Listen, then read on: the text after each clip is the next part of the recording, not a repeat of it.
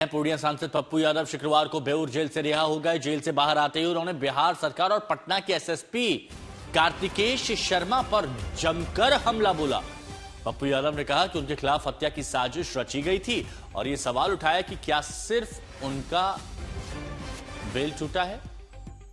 उन्होंने यह भी कहा कि पटना एसएसपी रोजाना कितने लोगों को गिरफ्तार कर जेल भेजते हैं, इसकी जानकारी उन्हें दी जानी चाहिए। सांसद ने बताया कि इस पूरे प्रकरण को लेकर वो सुप्रीम कोर्ट, लोकसभा स्पीकर से संपर्क करेंगे।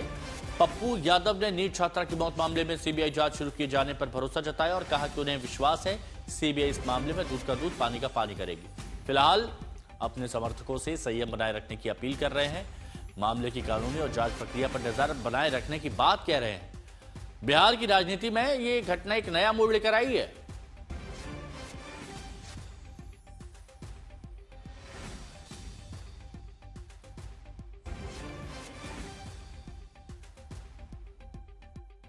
पूर्णिया के सांसद पप्पू यादव जेल से रिहा हो गए। आज ही के दिन पुलिस इनके घर पहुंची थी शुक्रवार की रात, और अब पप्पू यादव एक सप्ताह के बाद देखिए जेल से बाहर।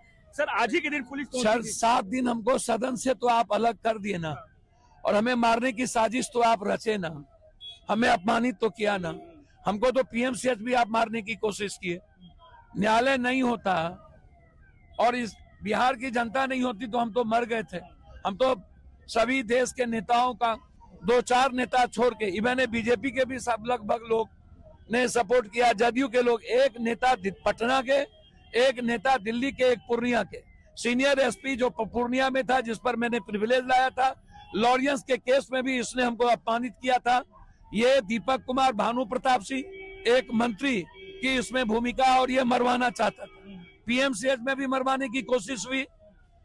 अब पहली बार हमें, मैं सच कहता हूं, हमें सच्चाई से भरोसा उठा। मैं पहली बार भगवान पर से भरोसा हमको कम हुआ, हमें बहुत डर लगा पहली बार। मुझे दुख है। आपको जिस मामले में जेल भेजा गया उसमें तो एक दिन में ही बेल मिल गया। आप सोचिए ना, 4 केस, उसके बाद 4, और वो कोर्ट में कह रहा है कि इन पर 76।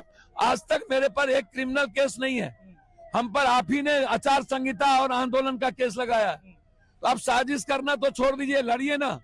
आपको जैसे लड़ना है पप्पू यादव से मारिए, मार दीजिए। आपको कहाँ दिक्कत है? क्यों पप्पू यादव से आप डरते हैं?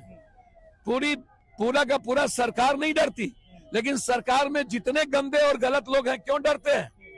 तो पप्पू यादव से ही क्यों डर, और लोगों से क्यों डर नहीं? जेल और लोगों पर केस नहीं हुआ है। जेल में थे इतने दिन, क्या कुछ जेल में आपके साथ? सर, मैंने तो आपको कहा, मैं बहुत जल्द खेमका हत्याकांड को उजागर करने जा रहा हूँ। बेलाल एक क्रिमिनल से मरवाया गया, उसको पैसा दिया गया, और मरवाने में उसी के परिवार के एक बड़े सदस्य की हाथ है और एक मंत्री का हाथ है। एक मंत्री का बॉडीगार्ड वहां था। हम इसको उजागर करेंगे। रुपोस को किसने मरवाया उसको उजागर करेंगे, और खेमका में जो निर्दोष बच्चे का इनकाउंटर हुआ। आपको डर नहीं लगता फिर इस तरह के मामले उठाएगा फिर आपको कहीं? भैया, सच बोलने में डर तो अब लगता है। अब लगता है, पहले नहीं लगता था, अब लगता है।